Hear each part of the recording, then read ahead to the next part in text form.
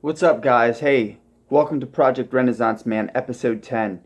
I'm excited to announce that today I'm going to be talking about intellect and how important it is to uphold the intellect, as well as how doing so is going to give you an edge over your rivals or any other competition out there.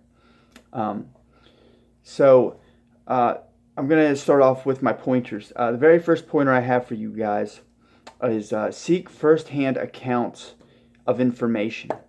I like to do this through getting my hands on journalism, that presents current events, stuff that's happening that you will not be informed of through Fox News or NBC or all these other news channels. They're basically going to give you the same, headlines day in, day out. And so you're not going to really, so many people are hooked on these stories like the border wall and stuff. And I understand they're important in their own ways, but there's more to that's going on in the world outside of those things. And a lot of people are uneducated on all the other crazy stuff that's going on. And that, for a lot of people, is the extent of their knowledge as far as what's going on in the world. It's kind of sad, but I was on the public bus not too long ago, and all this lady was talking about was the wall. And it's like, are you fucking kidding me? There's so much more going on in the world. And so that's why I advocate, seeking out journalistic pieces. Books, are great. There are a lot of great journalistic pieces that can be found in books. Magazines such as UTNE, that's a very progressive magazine. You're going to find a lot of just stuff that really makes you think. Pretty cool stuff. A lot of technological advancement type stuff and that sort. Newsweek, and then you have Times. There are two other ones that I like to read. Just the stories in those things and the accounts of what's really going on. That's pretty much obscured. Not paid any mind to through media outlets that we're exposed to. So, if you really want to avoid being uninformed and misinformed, which are both threats to our intelligence, and the knowledge we possess, I think it's really good to try to go with a journalistic approach, just because a lot of journalism, in my opinion, is not as biased as what you're going to get with Fox News or NBC. They present their news brands in a way that Coke presents its soda and Pepsi presents its soda. Almost like you only have two options, almost like the Democrats and the Republicans. That's all they're the only options we have, which is far from the truth. There's so much more out there, man. You don't have to go with Coke and Pepsi. You can go with something totally out there, like Blue Birch. I just decided to throw that in. But, yeah, so, as a matter of fact, I'm going to give you guys all an example. I was at the library today, but about a week or two ago I was there, and there was this book that basically argues the point of psychological ailments, mental ailments such as anorexia and depression and anxiety are quite possibly the result of viruses and bacteriums entering our bodies and our brains. And so you're never going to hear this type of shit on Fox News or NBC or CNN, whatever's out there. But, when you start reading and you start going to the library, you start to come across all these other arguments. And they're just as probable, just as likely, if not more so, than what you're getting from the news. And news outlets have agendas big time. That's blatant. That's just apparent. It can't be any more noticeable. But, yeah, so, dig into some journalism, and you'd be amazed at how much more knowledgeable you are and how much more you can bring to the table. I remember talking to some guy during a tent sale when I worked for Boscov's in Lebanon, and this guy thought I was losing it because of the stuff I was bringing, up to him, the different subjects and stuff and theories. But,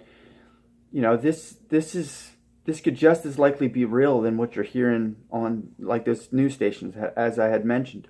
So, the next thing I would say is, to uphold your intellect and to always feed and nourish your intellect is to regularly engage in philosophical discussions. Of course, you don't want to do this all the time, because, if you're going out on a date with a girl, I don't know if you're going to have a second date if you do this, at least not on the first date.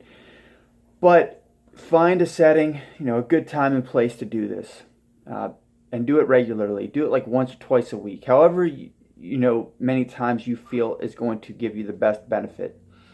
Because it's so important for us to formulate our own modes of thought and to consider things outside the box, consider things outside of the information that's being pounded into our heads from news or whatever else is we're constantly exposed to.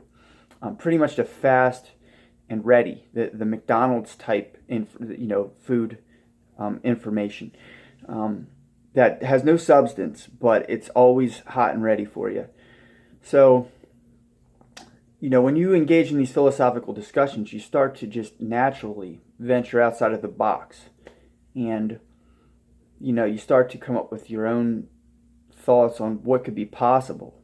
You're not as dismissive, you're not as bigoted, not as set in your own beliefs like nothing else can possibly be. So you're basically, this is like counter-ignorant. You're basically opposing just becoming stagnant in your way of thought, which could definitely lead to ignorance. And the more you practice that way of thinking, the less likely you are to break outside of your box and see that there's so much more out there, and it's not all you thought it was. Just because you want it to fit your narrative, and your own desires, and that's what makes you feel comfortable. Oftentimes the truth is not comfortable, man, and that's just something you have to face. And then my last pointer I have for you guys is take the master initiative.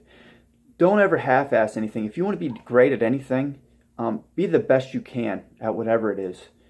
And this, of course, ties into knowledge, because all of these different fields require a certain type of knowledge, a special type of knowledge. So I'm talking a few examples here: electrician, writer, masseuse, pianist, pizza maker, whatever it is, make sure you're learning to the fullest.